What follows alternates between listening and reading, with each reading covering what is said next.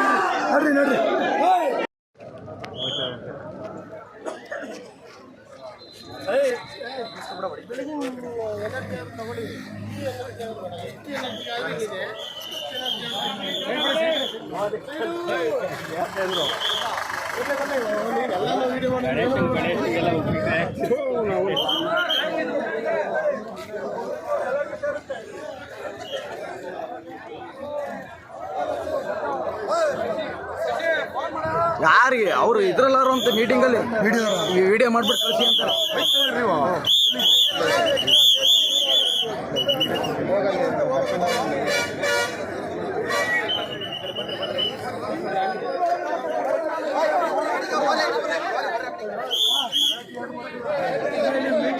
ಅವರು ಲೆಕ್ಕನ ಕೊಡಲಿಲ್ಲ, ಮಾಡಿಸಿದ್ರು ಬೇರೆ ಬೇರೆ ಕಲ್ಲಿ ಹೊರಗಡೆ. ಅವ್ರು ಯಾರು ಲಾರಿ ಓನರ್ಗಳೆಲ್ಲ ಈಗ ನಮ್ಮನ್ನ ಪೊಲೀಸ್ ಕಳಿಸಿ ಒಂದು 50 ಜನ ಹೊರಗಡೆ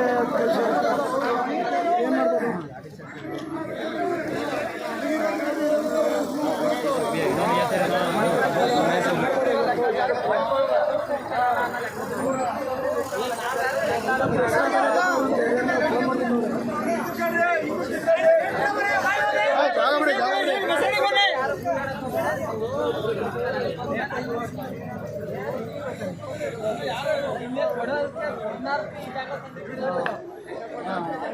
ಪ್ರೆಸ್ ಮೀಟಲ್ಲಿ ಮಾತಾಡ್ಬೋದು. ಇನ್ನೊಂದು ಏನು ಮಾಡೋರು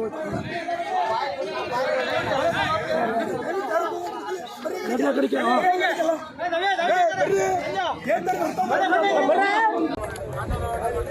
ಬಂದ್ರೆ ಯಾರು ಎಲ್ಲಿ ಹೋಗ್ತಾ ಇದೆಯಾ?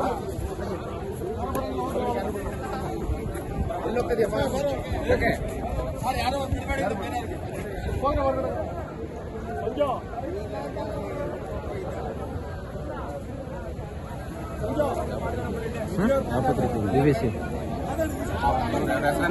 ತೊಂದರೆ ಆಗಿದೆ. ನಮ್ಮ ಪ್ರತಿಯೊಂದಕ್ಕೂ ದುಡ್ಡು ನಮ್ಮ ದುಡ್ಡು ಲೆಕ್ಕ ಕೊಡಬೇಕು. ನಮ್ಮ ಬಿಲ್ಡಿಂಗು ಪ್ರತಿಯೊಂದಕ್ಕೂ ನಮ್ಗೆ ಅನುಕೂಲ ಆಗಿ ಮಾಡಿಕೊಡ್ಬೇಕು ಅಂತ ಹೇಳಬೇಕು.